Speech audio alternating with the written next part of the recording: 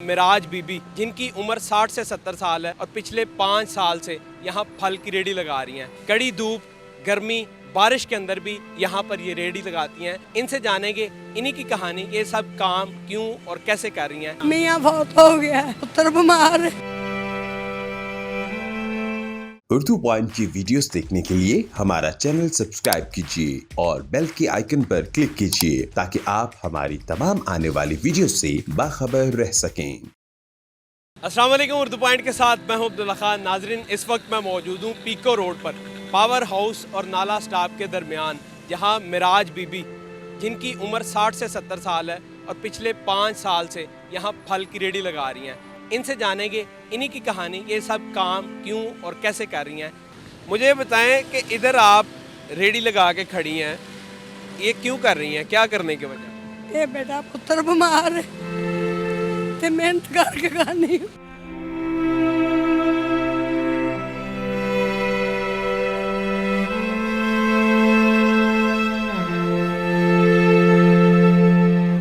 बस कौन करे। कितने बच्चे हैं? मियाँ बहुत हो गया है, 3 बच्चियां ने 2 बच्चे ने ते मेहनत करी दी, अपनी खाई दी। कितनी देर से कर रही हैं? 35-40 साल हो गए। तब से रेडी लगा रही हैं? नहीं, पहलू डंगर सन मੱਝਾਂ ਹਨ, ਦੁੱਧ ਵੇਚੀਦਾ ਸੀ, ਗਲੀ ਗਲੀ ਪੱਠੇ ਪਾਈਦੇ ਹਨ, ਗੋਇਆ ਸਿਰ ਤੇ ਚੁੱਕ ਕੇ ਸੁੱਟੀਦਾ ਸੀ। ਉਹ ਵੀ ਮਿਹਨਤ ਸੀ ਪੁੱਤਰ। ਉਹ ਮੱਝਾਂ ਮਾਰ ਗਈਆਂ, ਫਿਰ ਫੈਕਟਰੀ ਜਾਣ ਲੱਗ ਪਏ, ਜਿੱਥੇ ਕਿਸੇ ਕੰਮ ਲੱਭਾ ਉੱਥੇ ਹੀ ਮਿਹਨਤ ਕਰਨ ਲੱਗ ਪਏ। ਹੁਣ ਨਹੀਂ ਬਗਾਨੀ ਮਿਹਨਤ ਹੁੰਦੀ, ਹੁਣ ਥੋੜਾ ਸੌਦਾ ਲੈ ਆਈਦਾ, ਵੇਚ ਲਈਦਾ बस। जब बच्चे छोटे थे तब आपके मियाँ का इंतकाल हो गया? हाँ, निके निके हन को रेड़दा है, को टुरदा है। आज तो 40 साल पहले। उनको आप ही ने पाला था? हाँ, अल्लाह सोने ने पालिया है। मेरी तो मेहनत सी बेटा, पालन वाला खुदा सी।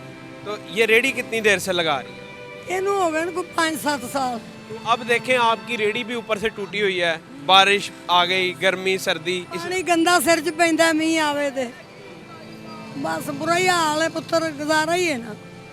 तो ये फल शल कौन लेके आता है? आप ही लियाने। तो मंडी से जब लेके आती हैं तो कितने बजे आ जाती हैं इस जगह पर और कितने बजे तक फल बेचती रहती हैं आप? 5 बजे चली जानी आ, 5 बजे 7-8 बजे आ जानी, रात ਨੂੰ 9 ਵਜੇ ਵਿਕੇ, 10 ਵਜੇ ਵਿਕੇ, 4 ਵਜੇ ਵਿਕ ਜੇ, ਫਿਰ ਘਰ ਜਾਣਾ। ਬੇਟਾ ਬਿਮਾਰ ਹੈ, ਆਪੇ ਹੀ ਕਮਾਉਣੀ ਆ ਤੇ ਬੱਚਿਆਂ ਨੂੰ ਰੋਜੀ ਖਵਾਉਣੀ ਆ।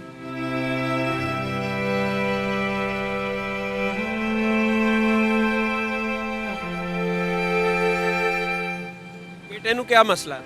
ਉਹਨਾਂ ਦੇ ਮਿਹਦੇ ਜੀ ਨੁਕਸ ਹੈ, ਕਦੇ ਜਰਕਾਨ ਹੋ ਜਾਂਦਾ ਹੈ, ਕਦੇ ਦਰਦ ਹੋਣ ਲੱਗ ਪੈਂਦੀ ਹੈ, ਚਾਹ ਘੁੱਟ ਪੀ ਲੈ ਤੇ ਉਲਟੀ, ਰੋਟੀ ਖਾ ਲੈ ਤੇ ਉਲਟੀ, ਮਰੋੜ, ਬਸ ਇਹ ਦੁੱਖ ਹੀ ਨਹੀਂ ਹਟਦਾ। ਬੜੀਆਂ ਥਾਵਾਂ ਤੋਂ ਦਵਾਈ ਲਈ, ਬੜੀਆਂ ਥਾਵਾਂ ਤੋਂ, ਆਰਾਮ ਨਹੀਂ ਆਉਂਦਾ।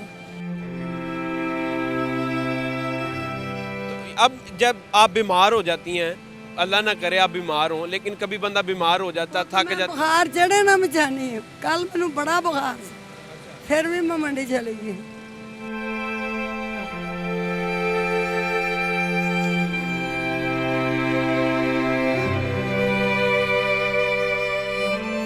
अच्छा माँ जी, मुझे बताएं कि मकान आपका अपना है या नहीं? मकान किराए थे किराए पर रह रही है? जी, अभी कितना किराया? 12,000। 12,000 किराया है। तो ये सारी चीज़ें किस तरह पूरी करती हैं? किराया भी है, बिल भी है, खाना पीना भी है। जिवें पुत्र कोई थोड़े बहुते हो जाते हैं, कोई थोड़े बहुत दारिशदारे माशाल्लाह, अल्लाह आपको सलामत रखे। देना पुत्र कर मालक नूं ते देने ना, कोई तेरे को धारे समझ ला, फड़ ले, किसे धी को, किसे पुत्र को, किराएदार मालक नूं देने नो। रेडी आप इधर ही लगाती हैं? कौन सी जगह है? इत्थे ही है बोस्तान कानूनी। बोस्तान कॉलोनी। उधर कौन सा चौक है? और पुत्र आओ फाड़की सामने, अच्छा, है पावर हाउस। पावर हाउस और फाड़की फाटकी के दरमियान आप रेडी आ दरखत दे थले आ कई तो कारां वाले मजाक करते ने, बुढ़ियां मजाक करदियां ने, ते कई ऐसे ने ਜਿਹੜੇ ਆਖਣਗੇ ਆਲਾ ਮਾਂ 100-200 ਹੈ ਤੂੰ ਕੋਈ ਚੀਜ਼ ਖਾ ਲਈ, ਰੋਟੀ ਖਾ ਲਾ ਮਾਂ, ਚਾਹ ਪੀ ਲਾ। ਕਈ ਇੱਜ਼ਤ ਕਰਨਗੇ, ਕਈ ਮਜ਼ਾਕ ਕਰਕੇ ਲੰਘ ਜਾਣਗੇ। ਚੁੱਪ ਕਰ ਜਾ ਸੁਣ ਕੇ, ठीक है। जितने भी लोग देख रहे हैं उनको क्या मैसेज देना चाहेंगी आप, क्या कहना चाहेंगी गवर्नमेंट को भी, इमरान खान को, या जो भी आपको लोग देख? ਪੁੱਤ ਕੀ ਉਹਨਾਂ ਨੂੰ ਮੈਸੇਜ ਦੇਈਏ?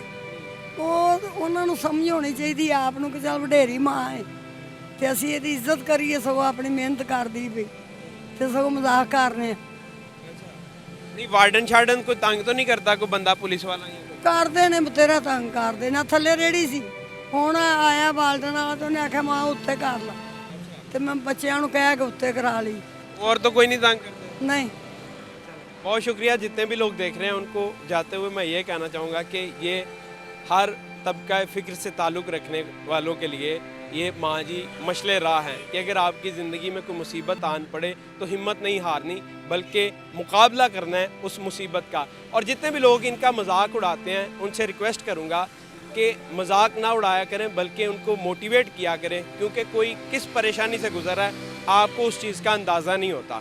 तो लिहाजा लोगों को तंग ना किया करें। और एट द एंड मैं जाते हुए ये कहना चाहूँगा कि खुदा के बंदे हैं हज़ारों, बनों में फिरते हैं मारे मारे, मैं उसका बंदा बनूंगा जिसको खुदा के बंदों से प्यार है। देखते हैं उर्दू पॉइंट, मैं हूँ अब्दुल्ला खान, अल्लाह निगहबान।